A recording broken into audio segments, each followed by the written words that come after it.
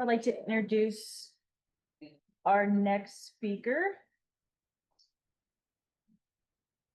Ben Weinheimer he is the president and CEO of Texas Cattle Feeders Association, headquartered here in Amarillo, Texas.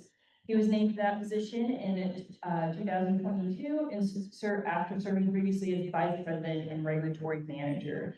As president and CEO, he is responsible for the day-to-day operations of the association, including supervising the implementation of policy at the state and federal legislation and regulatory levels, as well as the association's programs and services offered to members in Texas, Oklahoma, and New Mexico. He's active in several industry-related and civic organizations and currently serves as the chairman of the Panhandle Regional Water Planning Group, member of the Llano Escondido Regional Water Planning Group, board member of the West Texas A&M Foundation, and many more. So please welcome Ben Weinheimer.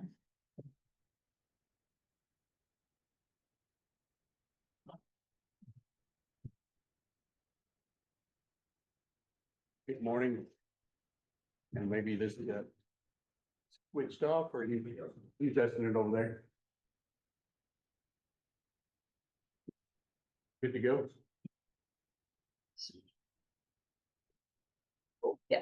Take it again.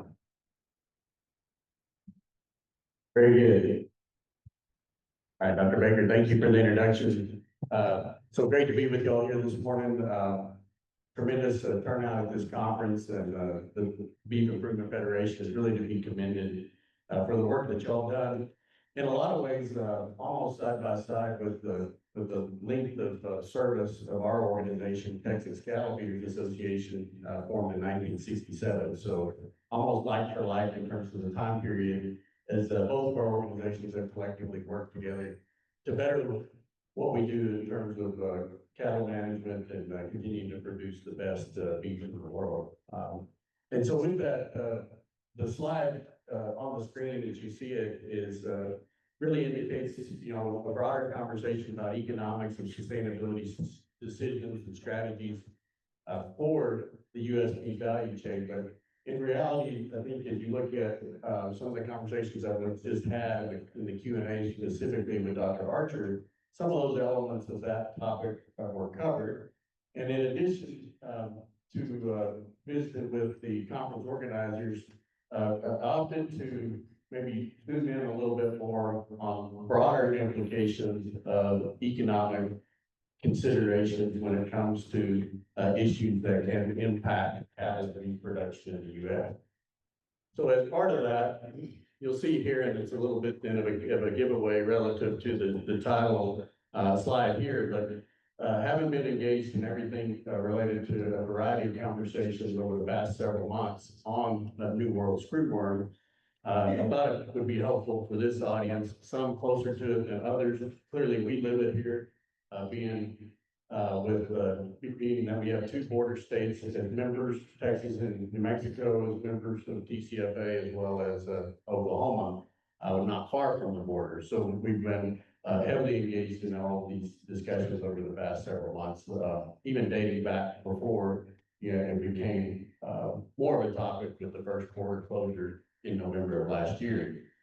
You'll also see in here that I've added an element of what might be a fourth leg of the stool in sustainability, in economic, environmental, social, and political, because that is a reality in these types of issues that we face and decisions that have to be made.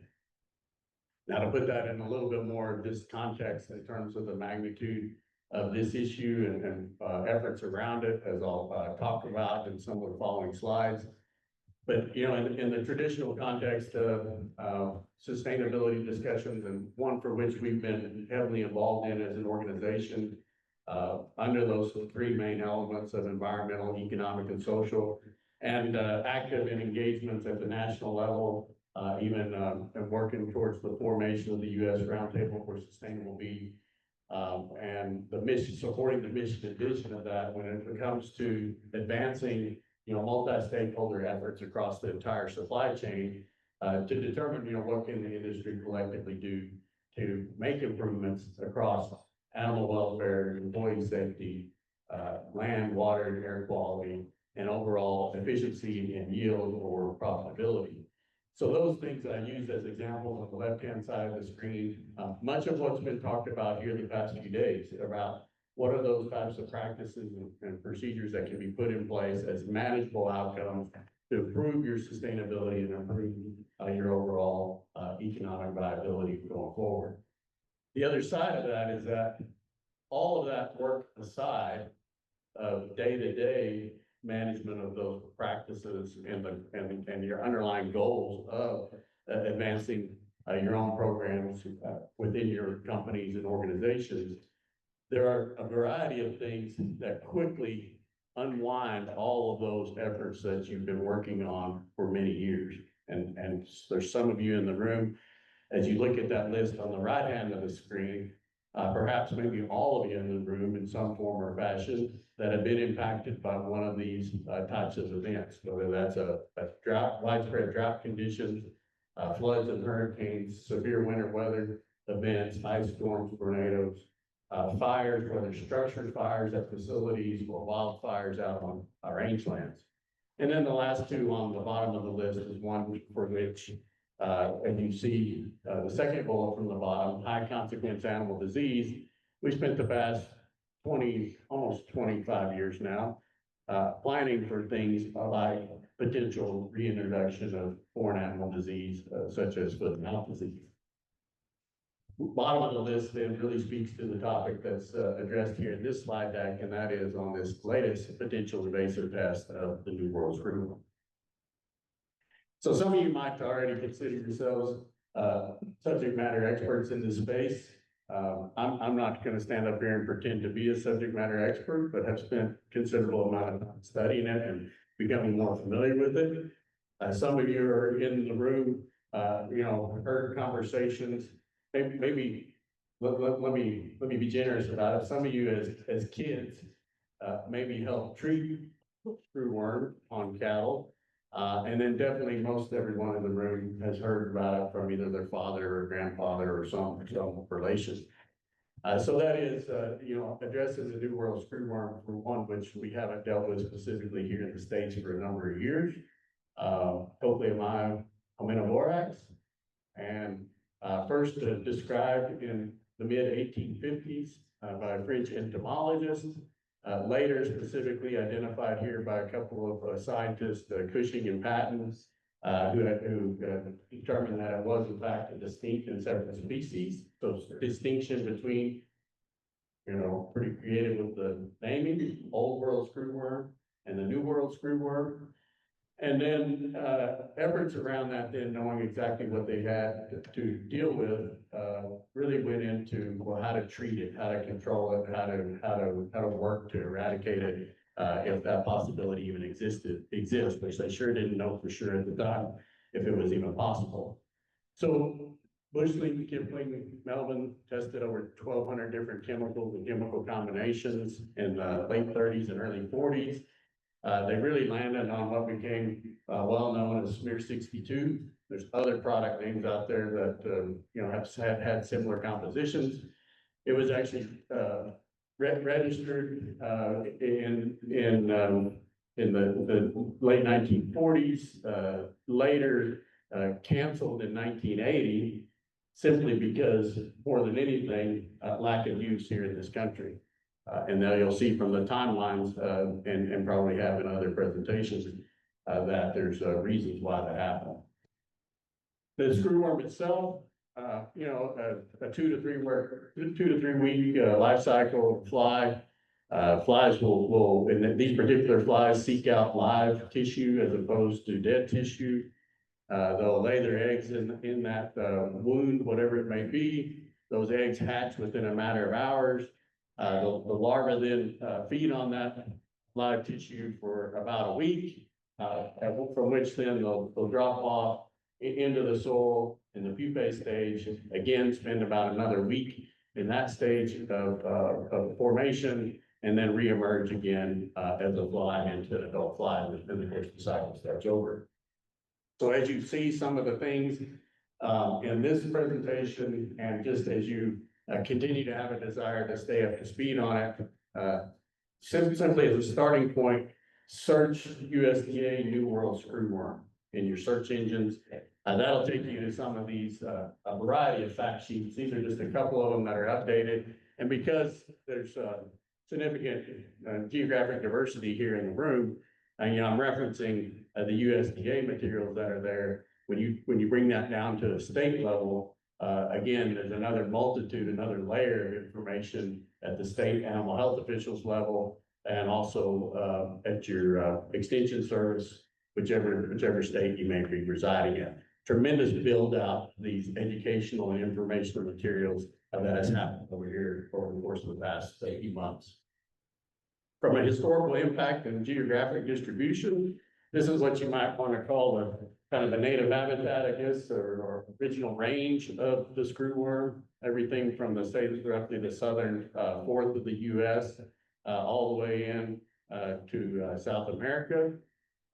So as part of that, this the fly itself, as I described, would look for fresh wounds, and still does today.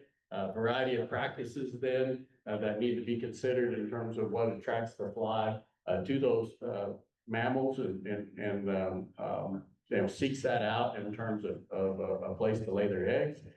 And so that can impact anything from birds, farm and zoo animals, marine mammals, pets, wildlife, just a broad spectrum.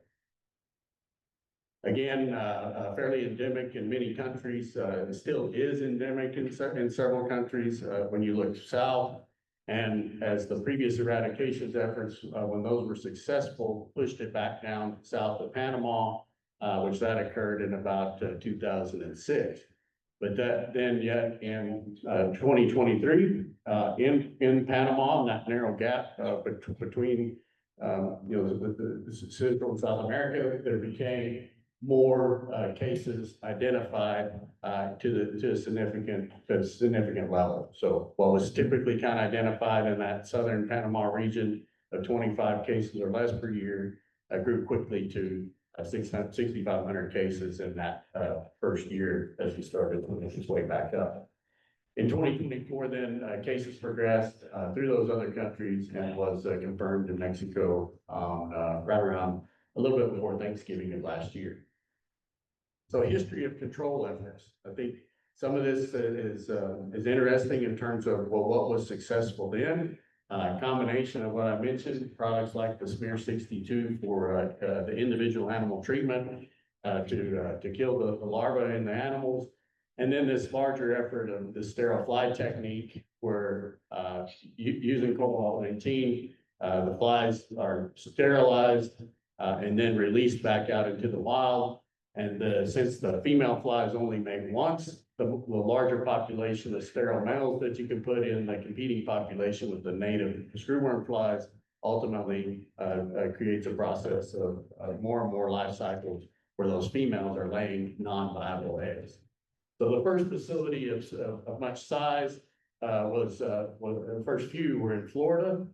And as the map indicates, that's where the original efforts were more targeted to push it out of the southeast and then back out of the southwestern U.S.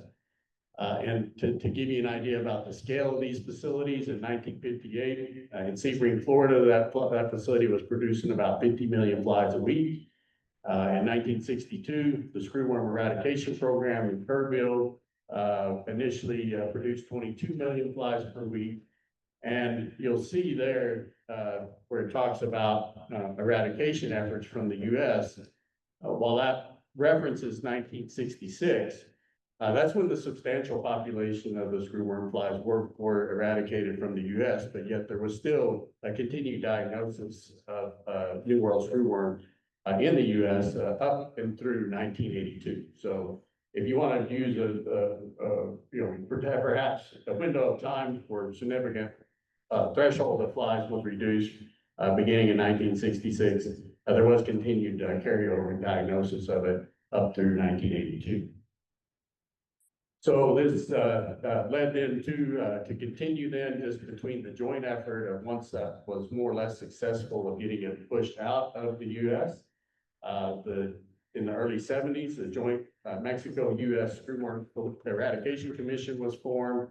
And that did several things. And one is it kept a focus on having some ongoing capacity for purposes of producing these sterile flies, and collaboratively working between US and Mexico to push it further and further south out of both countries.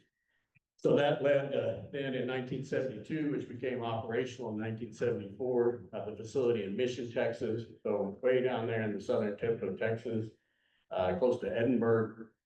Ultimately, that facility was built to produce around 200 million flies per week. And over that total period of time, in the U.S. effort, 96 trillion sterile flies were released from 1962 to 1975. So significant amount of population of sterile flies in order to overcome the competition with those native males. Continuing on then, and as you see these slides, and as I referenced these plants come online, I didn't put the termination date of those plants. So probably should do that in future slides, because once these plants came on and served their purpose, specifically like the Florida plants in that region, then eventually as it became, they became less necessary, then they dropped offline. So this isn't a cumulative effect of having all these numbers that you see on these slides adding up to have, you know, hundreds and hundreds and millions of flies every given week. So some came online, some dropped offline. Ultimately then, kind of as you get back, they pass in through the mid-70s, the facility in Chiapas, Mexico, initially produced up to 200 million flies. And then by the time both countries got to 1982, all of the sterile fly plants in the U.S. had gone offline. So it became more of a Mexico only effort at that point in time. And so Mexico ramped up the scale of that facility to at one point in the early 1980s, it was producing 550 million flies a week. Ultimately then, through their continued efforts, pushed out of Mexico in 1984, and other years in there of additional detail that I left out, but in 1994, an entity called COPEC was formed. I'll share with you what those details are. And not until really 2016 did the screwworm reappear in any of the U.S., and that was in mostly in deer and wildlife in the Florida Keys. So I've talked about the sterile insect technique, COPEC, the U.S. Commission for the Eradication and Prevention of Screwworm. 1994 was the agreement. The plant became operational in 2008. And really, as it was built in, and by that point in time, the fly pushed all the way through back out of Panama in 2006. That plant was built and operated at mostly a maintenance level on the Darien Gap at around 20 million flies a week. It does have the capacity to produce 100 million, and recently it's been peaking at around 117 to 119 million flies per week. So what does that look like geographically? Just to maybe more refresh my memory as it was necessary, and perhaps not yours for those of you who are more familiar with this region. But if you look at it collectively, the Pan American Highway extends, you know, theoretically from Alaska to Argentina, 19,000 mile stretch with one 60-mile gap in between. And that sits there between Yavaza, Panama and Turbo, Colombia. In that little yellow box there, it's kind of zoomed out up on the upper right-hand side of the slide. And in the early 1970s, there was actually a U.S. and American funded effort to try to finish building that portion of the highway across a pretty rough terrain, you know, mountainous, rainforest type environment. And through not so much in the early 70s, active engagement by other parties within the U.S., but more from those with environmental interest in protecting that region, it was continued to be delayed as far as that segment of the highway being completed.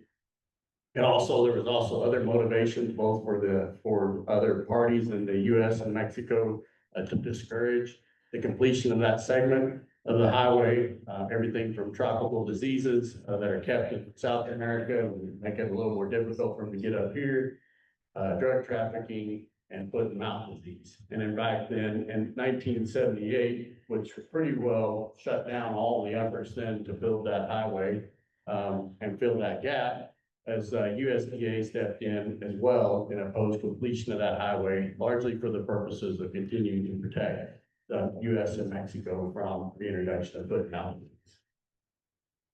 So a closer look at that, as far as this reference that you hear us talk about, the sterile flies pushing this down past the Darien Gap. So the Darien Gap exists between Colombia and Panama.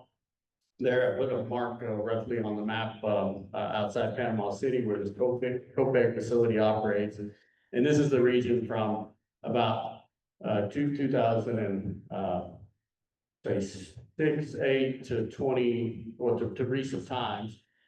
This is the region where all of the sterile fly production was not only produced there, but all of the dispersal was concentrated in this narrow area here within Panama and the Darien Gap. So what else is there in terms of then, whether it's here or the states and countries that are dealing with it south of us, collective list of response strategies that are all part of this toolkit to help fight this pest.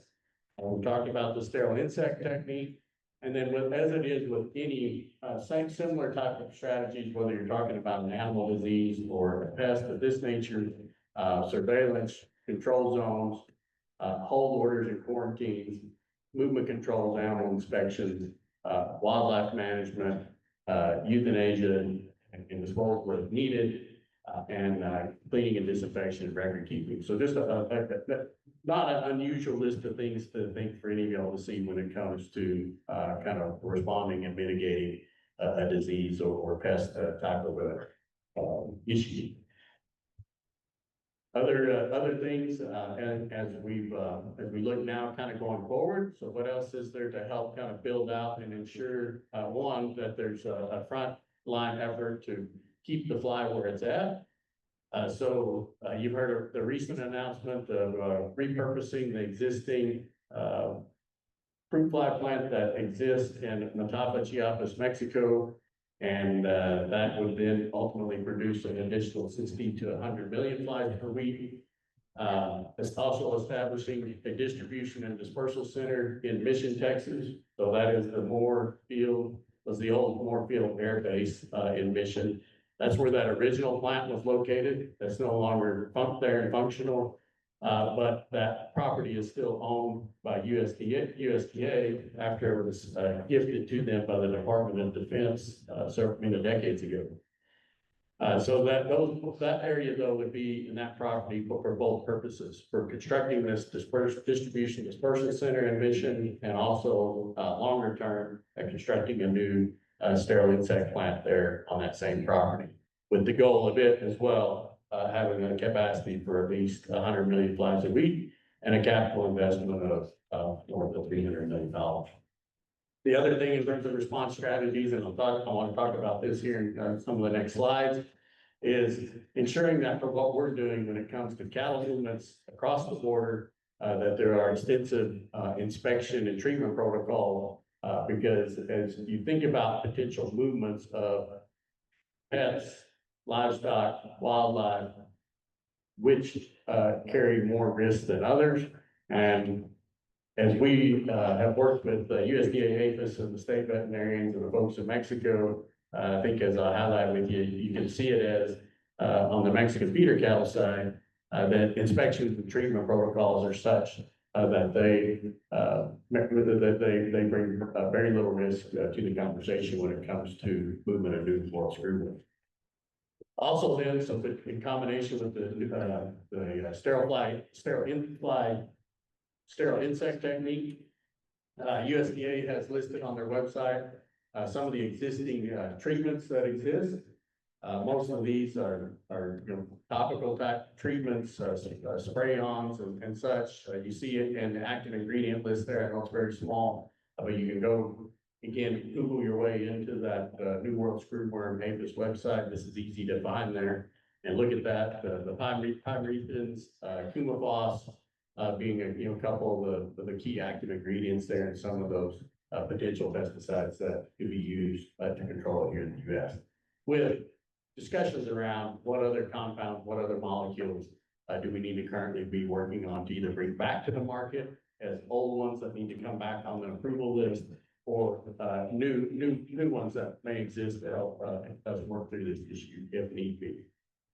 So then let's talk just a little bit about the actual current status of the screwworm in Mexico.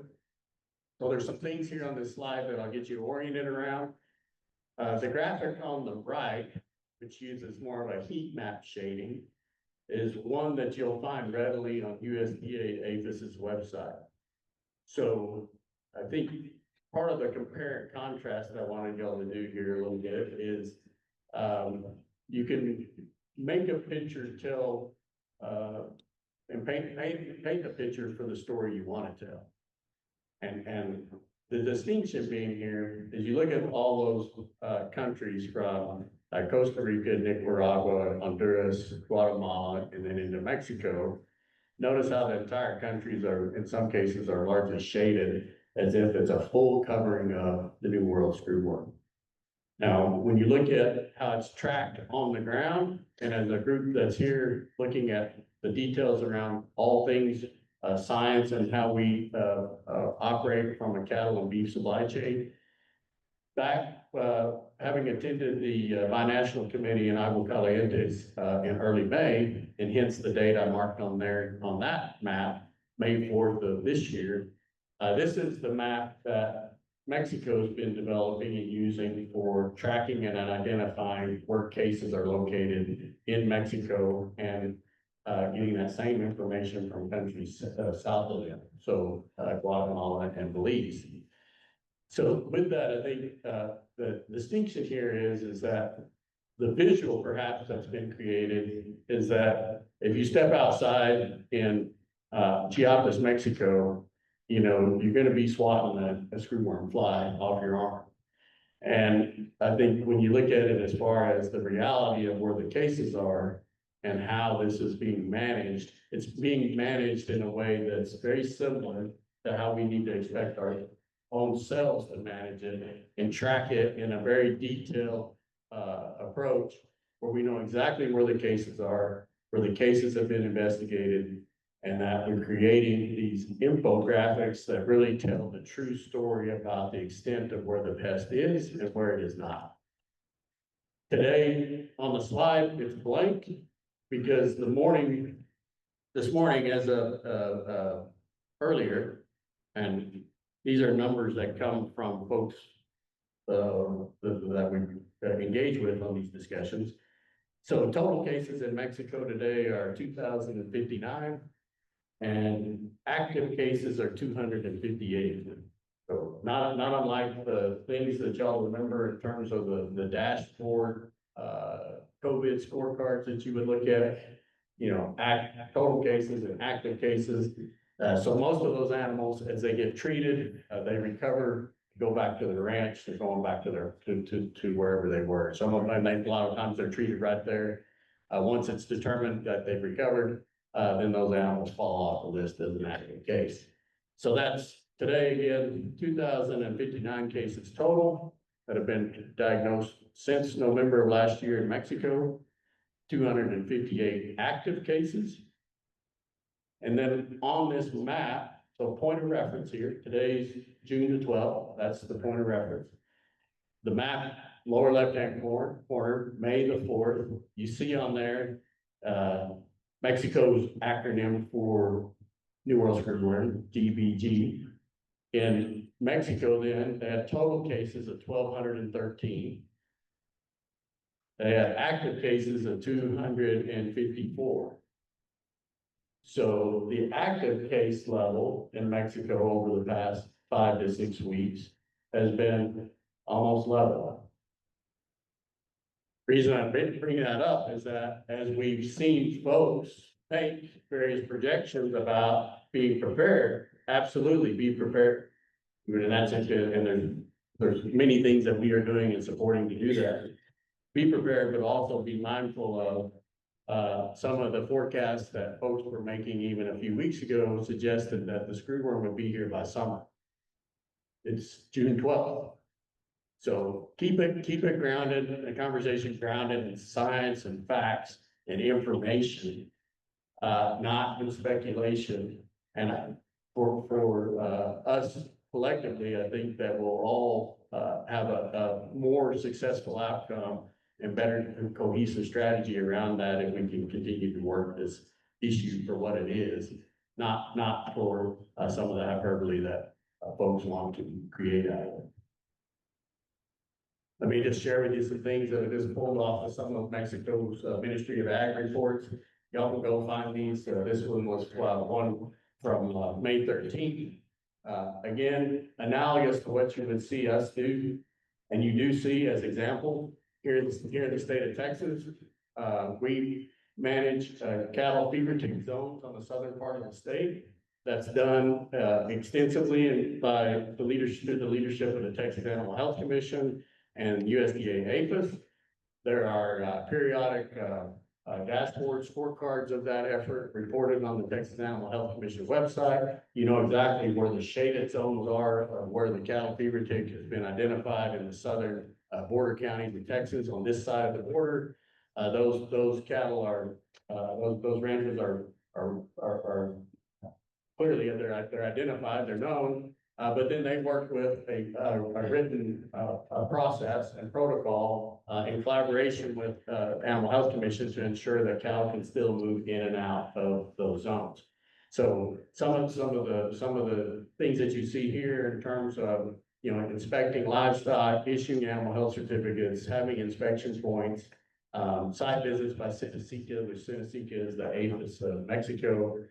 Going out and looking at case reports from the country, delivering and distributing larva sample collection kits. These are all the things that Mexico's been doing over the past many months, for which we still have a significant ramp up to do here to be prepared. If what I shared with you earlier, as I would suggest, is fairly good news, that it appears that the fly is somewhat stalling out in that very far lower portion of Mexico. But if those conditions change, then we have the same responsibilities collectively to be prepared to do these types of things that Mexico is currently doing. Let's speak a little bit just here in the last few minutes about cattle and beef trade with U.S. and Mexico. So I reached back as far as I could to 1930, averaged out the cattle imports from Mexico to the U.S. 1930 to 2024, 713,000 head. There were not ever any periods of time from the 1930s until November of last year. There were no periods of time when the border was closed due to screwworm. The only time the border was closed was in from the 1947 to 1954 period, and that was because of active FMD cases in Mexico. And it's reported here on my slide as a continuous time period. It really was not a continuous time period. It was a couple of different kind of openings and closings as they were stamping out FMD in Mexico. But more or less, so as example, for a good chunk of 1952, the border was open, crossing cattle on the front end of the year, but then on the back end of the year, it closed again just due to some more FMD in Mexico. Eventually, though, eradicated out of Mexico in 1954, and we've crossed cattle out of Mexico ever since. 1960 to 2024, almost 900,000 head per year. 2000 to 2024, in recent quarter of a century, 1.15 million head per year. What does that mean? Where are we at today? So for 2025, we during the open period, we crossed 223,000 head. Setting ourselves up at this point to be short about 500,000 head by the time we get to the end of this month. Over on the right-hand side of the slide, a couple of things there in terms of taking home and bringing that home. One's a reminder about the importance of Mexico as far as it being a beef trading partner with us. Per head export value collectively to all of our exporting states brings back around 415. This number actually changes as well. It's actually higher than this now, given the current values. U.S. Meat Export Federation does a fantastic job putting out the latest information, but, you know, it's well north of $400 per fed head harvested. Korea, Japan, China, Mexico being some of those top countries, and as I at least picked these numbers up off of some of MEF's information a while back, you know, Mexico providing over $5,300 of value back to us. Impact on us from the cattle perspective, cattle on feed in Texas, Oklahoma, New Mexico, Mexican cattle represent about 15% of our on feed numbers. You've been, for those of you who are avid cattle on feed students, you will have noticed that. And we've actually smoothed out the impact of this a little bit from our members' perspective by backfilling as many holes as we can on the storage of Mexican cattle with more beef on dairy cross cattle. And we've been pretty darn aggressive about that to at least try to patch it up a little bit while we're short on Mexican beef. The other thing longer term to think about from a regional basis, this is maybe regional basis that could extend all the way up through the middle part of the country, because who's to say when and where it would happen and which plant would be picked. But recall that this is loss of 1.2 million head of feeder cattle is roughly equal to the loss in feeder cattle that we experienced in this region from the drought of 2010 to 2013. That then ultimately shrunk the infrastructure in the region with the closure of the Cargill plant in Plainview in 2014. So put it in perspective and magnitude of why are we advocates for this and trying to keep these cattle part of our supply chain. They've been part of our supply chain for 100 years, and they provide infrastructure value here, especially as we're using these cattle to fill lower inventories in the U.S. inventory that we currently have. U.S. cattle imports from Mexico. This is just a graphical representation of that same time period, a graph courtesy of Darrell Beal, 1960 to 2025. So you can see that lowest number in the crash of the early 70s. Some of y'all are in the room understand that. So that was not necessarily disease or pest related, but economic related. And then upwards of almost 1.7 million head of cattle in the mid 1990s. Seasonality of Mexican cattle imports. Somebody asked me this when I was out in meetings and at the Western States Animal Health Association meeting earlier this week. Somebody asked me, said, well, this is okay, right? Because it's less of an impact closing the border here at Mother's Day because we cross fewer Mexican cattle in the South, historically speaking. Well, yes, we do. So I knew it off the top of my mind, off the top of my head. Yes, that's correct.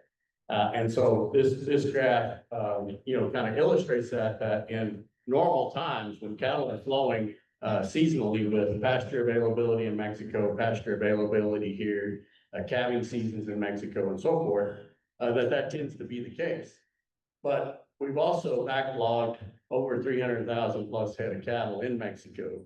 So this graph, this historical average graph, looking over the time period of 2019 to 2023, as we map this graph in a year or two from now, this year in 2025 will really stick out in a different way as the quarter opens and closes and then eventually reopens. So last few things here, Mexican feeder cattle protocols. Why is this important to you? To some of y'all in the room, many of you don't cross Mexican cattle, feed Mexican cattle. The reason this is important is that we have a good foundation from which to work with, so that as we work with APHIS and state veterinarians to at least have the plan in place to implement regionalization within states. Say first example, Texas, New Mexico, and Arizona, California. That as we build out the template working with the state vets and APHIS, and let's just say that that regionalization approach is adopted, this will allow us to, in the same way that we manage the cattle fever tick zones, to have protocols to get cattle in and out of those zones with a little bit of additional headache. but yet not fully quarantined. You know, there's fear in the word quarantine that you're never gonna get away from or get out from it, and that's just not the case. These protocols allow, for some precedents that already exist to say, here's the treatment and inspection protocols that are effective in doing it. So in Mexico, of course, that's even a much more extensive process than what would be expected of moving native cattle here in and out of zones. But they added pre-inspection facilities, pre-export inspection facilities. Those are run by Seneca and APHIS. They have to be separate from the other inspection facilities. All of the inspection of Mexican feeder cattle has to be done on the south side of the border now. Cattle 3 to 5 days prior to crossing are inspected by an accredited vet in Mexico. They're issued a health certificate and administered ivermectin injection. Of course, any visible wounds are treated and excluded from the cattle eligible for crossing. At the pre-inspection facility, then animals are inspected by Seneca veterinarians. And as the border was reopened from that February to mid-May timeframe, the Seneca vets called at a rate compared to the APHIS veterinarians 2 to 1. So the Seneca veterinarians took the job serious. They did not want to be presenting cattle to the APHIS inspectors that they didn't think would fully pass the process. And then the next day, the cattle will cross over to the APHIS inspection facilities, and again inspected, and then the cattle are ultimately given. Last thing I'll mention here then is just in terms of emphasis around our planning and preparedness efforts. So of course, communications, outreach materials and presentations, there's a ton of that that's been delivered and developed. Federal, state, and industry coordination. These are since November, you know, they're just for us, they're almost daily conversations around this topic and getting things in order. Draft protocols for inspection and movement is what I referenced around having those regionalization protocols in place that not only can we use here in the southern border states, but should it move further north at any given point in time in the future, the templates would already exist for any state to be able to have those plans already written and just implement them in their respective state. And then several efforts through the National Assembly of State Animal Health Officials, U.S. Animal Health Association, where all the state vets and APHIS are continuing to work on this to develop this plan and protocol so that it can have multi-state acceptance on the front end. Appreciate y'all's attention, opportunity to share some of those things with you. Happy to answer any questions.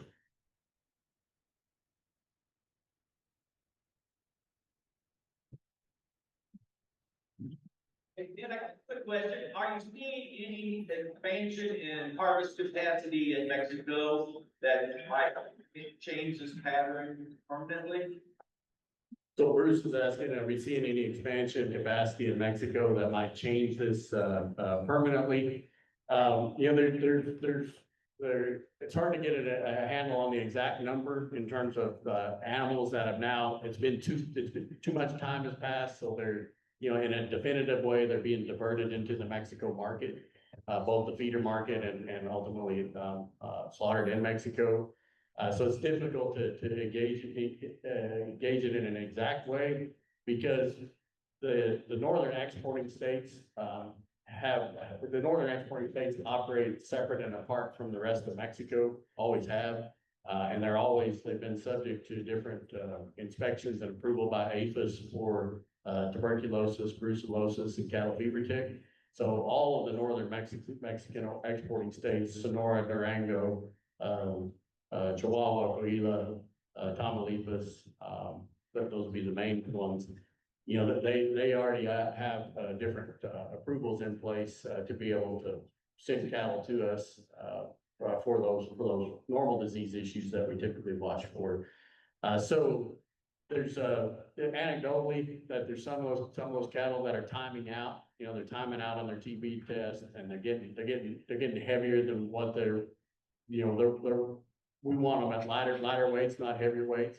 So as those cattle are getting past certain weights, there will be some of those that get diverted into the Mexican market.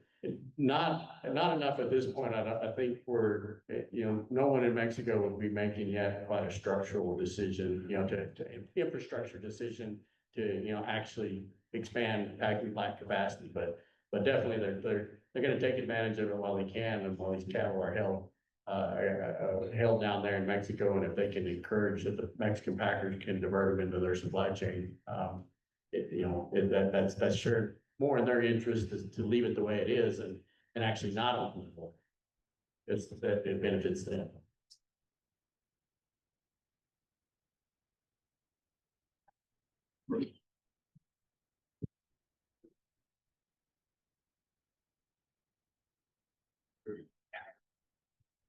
We know anything about the state of cattle inspections and movement in the Central American? That's a good question. It's something that I left out that's important to share. So the question there, as y'all heard, is picked up the mic. But on that Central American movements, that's in part of the assessment that's going on this month. So last week, USDA had a small team in Mexico City going through all different things related to plans and protocols and procedures. Next week, USDA across multiple USDA agencies is sending a very large team into southern Mexico. And that is in part exactly why they're going there. They're not just that, but they're going that list of things that I said in terms of what we should expect of ourselves to do on response strategies, surveillance, treatments, inspections, permitted movements, whatever it may be. They're going to take the books that have been written by Mexican officials and the Ministry of Ag and others. And USDA next week is going to be ground truthing all those written words to what's actually going on out in the country. So that topic that you raised is just one of many things that they're going to be looking closely at. Ben, would you expand a little bit on what do we need to do as producers? Is our federal government behind us on this effort to help keep the screwworm out or help us handle it if or when it does come here? How do we need to engage in the process as producers? And how does wildlife fit into this scenario as well? Yeah, so engaging as producers is, I gave you just a very cursory review of screwworm. So, but yet some of those things that I put up on the screen that have been produced by APHIS and the state animal health officials and others, and AgriLife Extension as an example, and Texas Tech here.